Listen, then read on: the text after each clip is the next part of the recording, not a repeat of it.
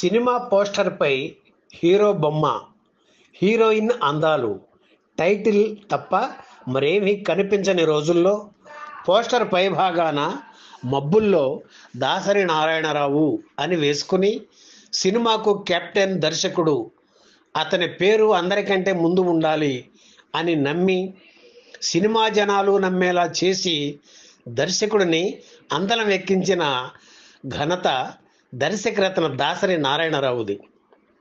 తెలుగు సినిమాపై ఆయన ప్రభావం అంతా ఇంతా కాదు. కథ, అందులో డ్రామా, వాటిలోంచి పుట్టుకు వచ్చే సంఘటనలు ఇవన్నీ దాసరి సినిమాల్లో స్పష్టంగా కనిపిస్తూ ఉంటాయి. తెలుగు తెరపై దాసరి చేసిన ప్రయోగాలు, వినూత్న ప్రయత్నాలకు లెక్కే లేదు. అప్పటి వరకు ఉన్న తెలుగు సినిమా పోకడల్ని సమూలంగా మార్చేసిన ఘనత దాసరిదే. అలాగే సింబాలిక్ షాట్స్కు ఆయనది పెట్టింది పేరు. డైలాగులు, వాటిని హీరోలు పలికే తీరులోనూ దాసరి వచ్చాకే ఓ మార్పు వచ్చింది. మానవ సంబంధాలు అనే టాపిక్ వస్తే దాసరి విజృంభణ కనిపిస్తుంది. ఆయన దర్శకత్వం వహించిన 151 చిత్రాల్లో వాటి వాటా ఎక్కువే. పిల్లలు పెరిగి పెద్దవారై తల్లిదండ్రుల త్యాగాలు మర్చిపోయి వాళ్ళని నిర్లక్ష్యం చేస్తే తల్లిదండ్రులు ఏం చేయాలి అనే విషయాన్ని తనకు వీలున్నప్పుడల్లా దాసరి చెప్పేవారు. ఆయన తీసిన మరో విభిన్న చిత్రం అమ్మ రాజీనామా.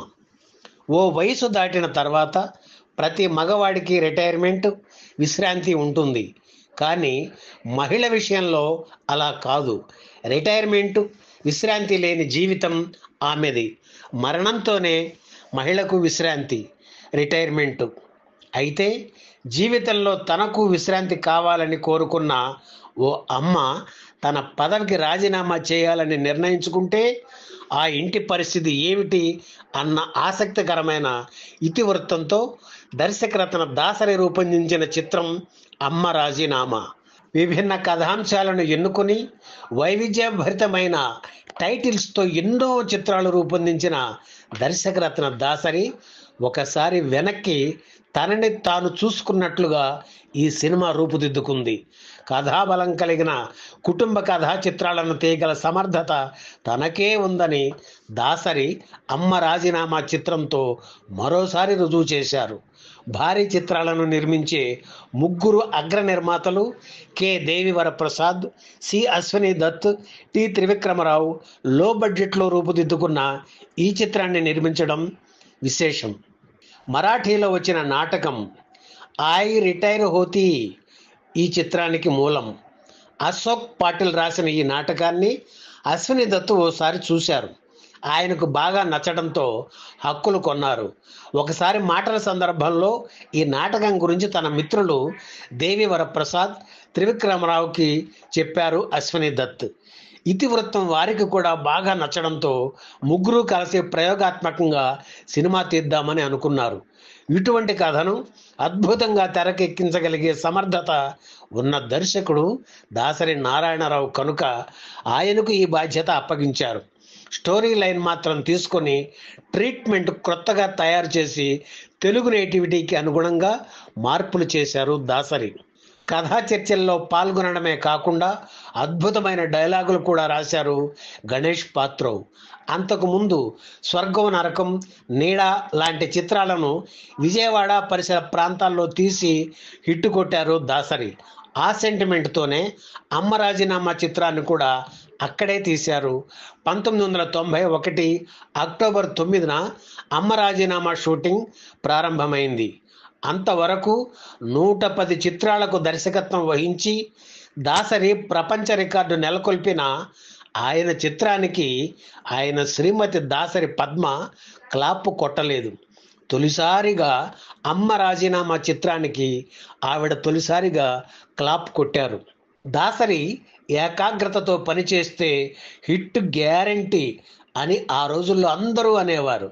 అమ్మ రాజీనామా చిత్రం షూటింగ్ స్పాట్ నుంచి ఎక్కడికి వెళ్లకుండా ఇతరుల్ని రానివ్వకుండా తదేక దీక్షతో ఓ తపస్సులా భావించి ఈ చిత్రాన్ని పూర్తి చేశారు దాసరి. 23 మంది ఆర్టిస్టులతో 21 రోజుల్లోనే చిత్రాన్ని ముగించారు దర్శకరత్న దాసరి. దాసరి గత చిత్రాలు బలిపీఠం, రాధమ్మ పెళ్లిలలో కీలకమైన పాత్రలు పోషించి తన ప్రతిభకు పదును పెట్టుకున్న ఊర్వశి శారద మరోసారి తన విశ్వరూపాన్ని ప్రదర్శించిన చిత్రం అమ్మ రాజీనామా. ఒక్క మాటలో చెప్పాలంటే ఈ కథలో హీరో ఆమె. ప్రతి గృహిణి జీవితానికి దగ్గరగా ఉండే ఈ పాత్రకు ఆవిడ పూర్తి న్యాయం చేకూర్చారు. ఆమె భర్తగా సాత్వికమైన పాత్రలో కైకాల సత్యనారాయణ నటించారు. రిటైర్ అయ్యాక సరదాగా జీవితం గడపాలనుకునే పాత్ర ఆయనది. వీరి పిల్లలుగా ప్రసాద్ బాబు, సాయి కుమార్, రాజ్ కుమార్, కోడళ్లుగా కవిత, రజిత నటించారు.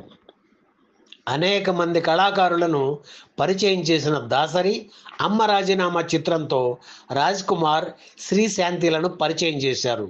శ్రీశాంతి తరువాత హరితగా పేరు మార్చుకొని టీవీ సీరియల్స్లో బిజీ అయ్యారు.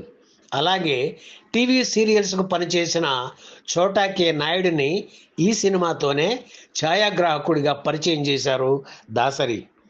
చిత్ర విజయానికి సంగీతం ఎంతో దోహదం చేస్తుందని చాలా సందర్భాల్లో రుజువైంది.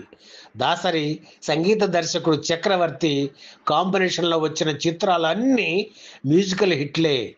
వాటిల్లో ప్రేమాభిషేకం నెలకొల్పిన రికార్డు చాలా ప్రత్యేకమైంది. ఆ సినిమా తర్వాత మళ్ళీ వీరిద్దరూ కలిసి పనిచేసిన చిత్రం అమ్మ రాజీనామా. ఇందులో సీతారామ శాస్త్రి రాసిన ఎవరు రాయగలరు అమ్మ అనే కావ్యం పాట పెద్ద హిట్. మదర్స్ డేన తప్పకుండా వినిపించే పాటల్లో ఇది ఒకటి. అలాగే దాసరిపై చిత్రీకరించిన సృష్టికర్త బ్రహ్మ, అతనిని సృష్టించింది ఓ అమ్మ పాట కూడా ఇప్పటికీ వినిపిస్తూనే ఉంటుంది. 1991 డిసెంబర్ 27న విడుదలైన అమ్మ రాజీనామా చిత్రం విజయం సాధించింది. ఈ వీడియో మీకు నచ్చితే లైక్ చేయండి, షేర్ చేయండి, వెంటనే సబ్స్క్రైబ్ కూడా చేయండి.